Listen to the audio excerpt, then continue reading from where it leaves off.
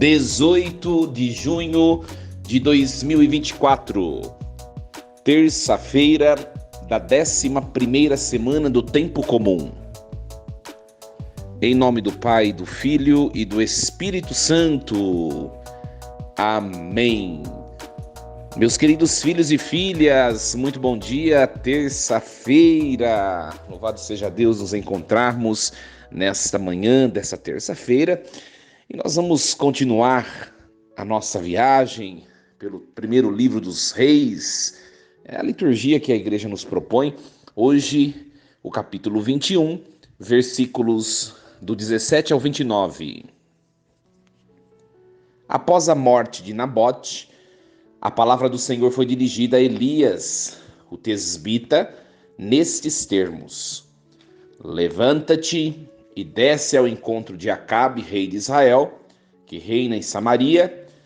Ele está na vinha de Nabote, aonde desceu para dela tomar posse. Isto lhe dirás: assim fala o Senhor, tu mataste e ainda por cima roubas. E acrescentarás: assim fala o Senhor, no mesmo lugar em que os cães lamberam o sangue de Nabote, lamberão também o teu. Acabe disse a Elias: afinal encontraste-me, ó meu inimigo? Elias respondeu: sim, eu te encontrei, porque te vendeste para fazer o que desagrada ao Senhor. Farei cair sobre ti a desgraça, varrerei a tua descendência, exterminando todos os homens da casa de Acabe, escravos ou livres em Israel. Farei com a tua família como fiz com as famílias de Jeroboão, filho de Nabate, e de Baasa, filho de Aías, porque provocastes a minha ira e fizestes Israel pecar. Também a respeito de Jezabel, o Senhor pronunciou uma sentença: os cães devorarão Jezabel no campo de Jezrael. Os da família de Acabe que morrerem na cidade serão devorados pelos cães, e os que morrerem no campo serão comidos pelas aves do céu. Não houve ninguém que se tenha vendido como Acabe para fazer o que desagrada ao Senhor, porque a isto o incitava sua mulher Jezabel. Portou-se de modo abominável, seguindo os ídolos dos amorreus, que o Senhor tinha expulsado diante dos filhos de Israel. Quando Acabe ouviu essas palavras, rasgou as vestes, pôs um cilício sobre a pele e jejuou. Dormia envolto num pano de penitência e andava abatido. Então a palavra do Senhor foi dirigida a Elias, o tesbita, nestes termos: viste como Acabe se humilhou diante de mim? Já que ele assim procedeu, não o castigarei durante a sua vida, mas nos dias de seu filho enviarei a desgraça sobre a sua família. Palavra do Senhor. Graças a Deus. Meus queridos, nós começamos a acompanhar todo o enredo em volta da personagem de Nabote, de Jezrael. Nabote, só para lembrarmos um pouquinho o texto de ontem, que afinal não sei se você tem acompanhado todos os dias a minha reflexão, então é uma sequência, é importante acompanharmos todos os dias. Ontem a liturgia colocou a figura de Nabote, de Jezrael. Jezrael era uma localidade e Nabote tinha uma vinha muito valiosa. Sabe quando hoje em dia a gente fala, esse terreno aqui está situado em tal lugar, por isso que ele é valorizado. Hoje a gente fala isso, né? A vinha de Nabote estava num lugar nobre.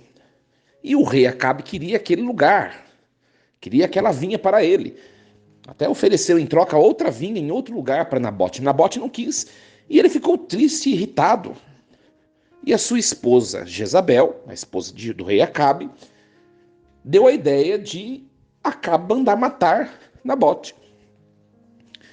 Então, nós vemos nesse fato que, colocando na nossa vida agora, às vezes, minha gente, né, isso é um ímpeto, é uma atitude que todos nós tomamos, né?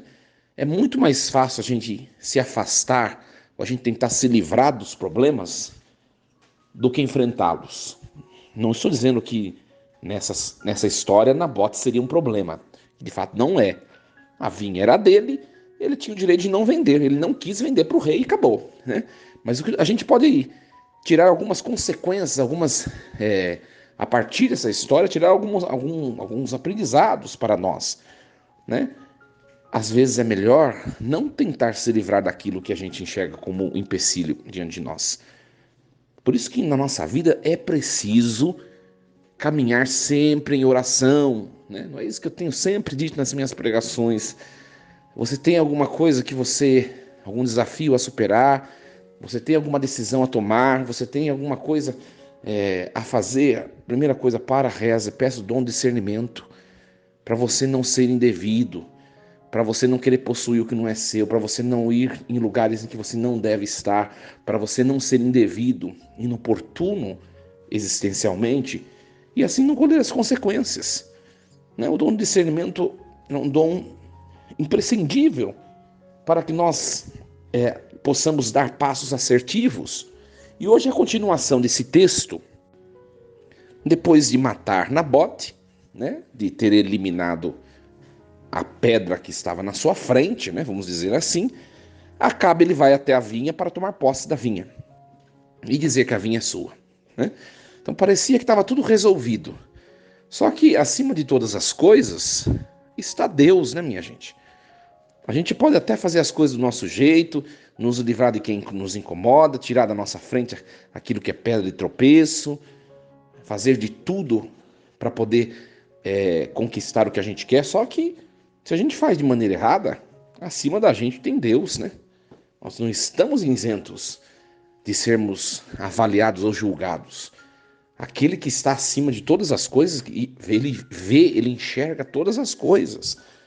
E aí Deus manda Elias para Acabe dizer assim: eu vi o que você fez e você vai pagar caro, né? Você vai morrer. Olha só o que Deus, por meio de Elias, diz a Acabe: no mesmo lugar em que os cães lamberam o sangue de Nabote, lamberão também o teu.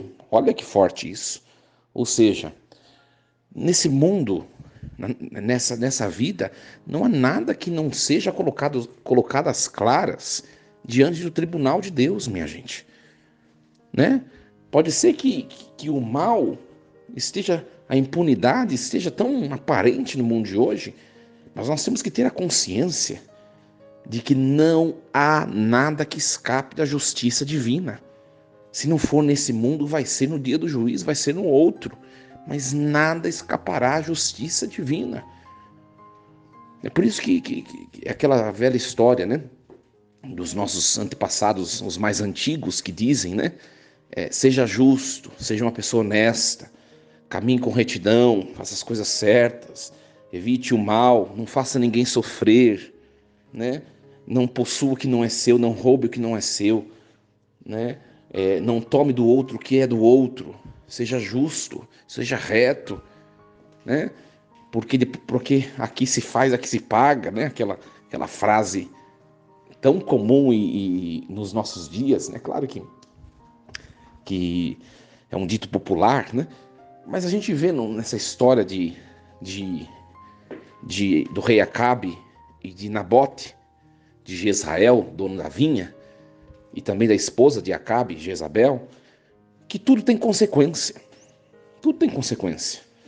Por isso que a gente tem que dar passos certos, né, minha gente?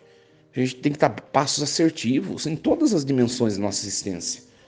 No relacionamento com o dinheiro, cuidado, né?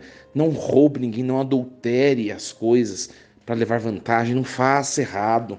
O máximo que você puder, busque agradar a Deus, né? No relacionamento afetivo, íntimo, cuidado, né? Cuidado, faça as coisas de maneira pontual, conforme o agrado de Deus, caminhe, procure caminhar em santidade. Olha, é um desafio, meus queridos, viver a vontade de Deus na integralidade de toda a existência. Só que quando a gente está em Deus, a gente colhe frutos bons, né? E aí Acabe, ele vai se arrepender. Ele vai se arrepender e Deus ele vai isentá-lo da consequência prevista. Porque Deus perdoa, né? Porque Deus perdoa. Então aqui nós vemos hoje, né, a acusação de Deus ao pecado de Acabe, o arrependimento de Acabe. Ele, depois do profeta Elias ter, é claro que impelido pelo Espírito de Deus, né, ter dito que ele haveria de colher a consequência do que ele fez, ele se arrepende, né? Aqui no texto, o sinal do arrependimento é que Acabe vestiu-se de cilício sobre a pele e jejuou, dormia envolto num pano de penitência, andava abatido. Era o jeito que eles manifestavam naquele tempo o arrependimento, um período de penitência por alguma infração cometida, né? E Deus se sensibiliza, e Deus cancela a punição, né? O que acontece aqui para a gente também aprender? Embora Deus tenha perdoado, as consequências, elas não podem ser evitadas. Por isso que quando o profeta diz assim, né? Acabe se humilhou diante de mim, diz o Senhor. Já que ele assim procedeu, não o castigarei durante sua vida, mas nos dias do seu filho eu enviarei uma desgraça sobre a família. Ou seja, o filho de Acabe vai colher consequências do que o pai fez. Mas não é porque Deus é mau. A gente precisa entender o correto aqui, no texto. Não é que Deus seja mau. É porque os males que nós cometemos têm consequências. Não somente em nós, mas na posteridade, na descendência. Então, é claro que a forma expressiva, textual do Antigo Testamento é uma forma, talvez, que exprima um Deus rude. Mas o problema aqui não está em Deus, minha gente. Não é que Deus, ele é vingativo, ele é mau, ele perdoou Acabe, mas ele vai castigar o filho de Acabe, a descendência de Acabe, para descontar. Não é isso. É que porque a consequência do pecado de Acabe virá. Deus perdoou a Acabe? Perdoou. Mas a consequência virá na sua posteridade. É uma coisa para nós refletirmos também. A primeira coisa importante, a gente entender o verdadeiro sentido do texto. Porque senão a gente diz que Deus é mau, né? Aliás, tem muita bobagem, muita gente fala bobagem sobre isso, né? O Deus do Antigo Testamento é um Deus mau. O Deus do Novo Testamento é um Deus misericordioso. As pessoas pregam até um Deus tolerante. Minha gente, Deus é o mesmo. Isso aí é a maior ignorância exegética que se possa dizer. Deus é o mesmo. O Antigo Testamento expressa a face de um Deus uno, né, que é a expressão da face de Deus Pai. O Pai, o Filho e o Espírito Santo é um só Deus, minha gente. Não existe bondade em um e maldade no outro. Isso é uma aporia. Isso é uma aporia teológica, ou seja, é algo sem sentido. É algo sem sentido. Não tem sentido teológico dizer isso. É um Deus só, como que vai se expressar na pessoalidade do Pai, do Filho e do Espírito Santo de maneira diferente? É uma questão simplesmente daquele modo de escrever daquele tempo, né?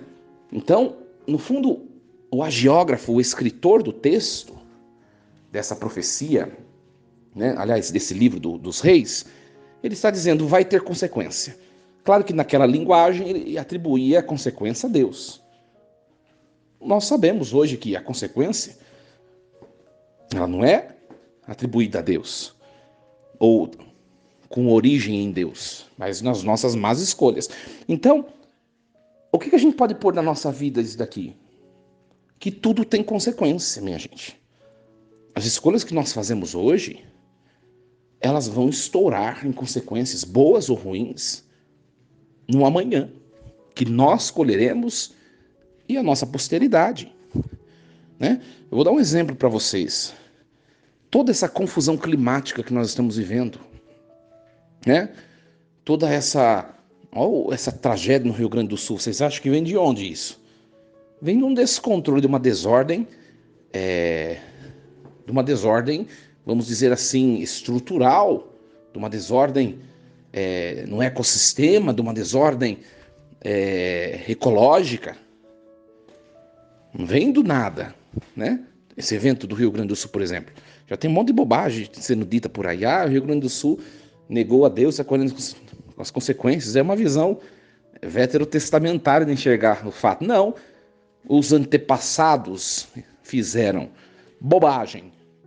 Não cuidaram da casa comum, não cuidaram do planeta, e nós estamos colhendo a consequência. Ontem foi lá, amanhã pode ser aqui, ou pode ser em outro lugar. Estou dando só um exemplo. Tem consequências, né? A destruição do planeta, da natureza, não começou ontem, nem anteontem. Começou há tempos, há décadas, talvez, por que não posso dizer séculos, né? Isso vale na questão cósmica, estrutural do planeta, isso vale na questão da nossa nação. Nós estamos vendo todas essas polêmicas, essas coisas que têm acontecido, tanta gente defendendo a morte de crianças inocentes, a questão do aborto. A consequência paga virá para a posteridade. Não vai ficar, minha gente, não vai ficar ileso a nação que se afaste de Deus. Não vai ficar ilesa. Por isso nós temos que lutar pelo bem, pela vida, sim. Por quê? Para que a nossa nação não colha consequências de suas supostas ou possíveis más escolhas.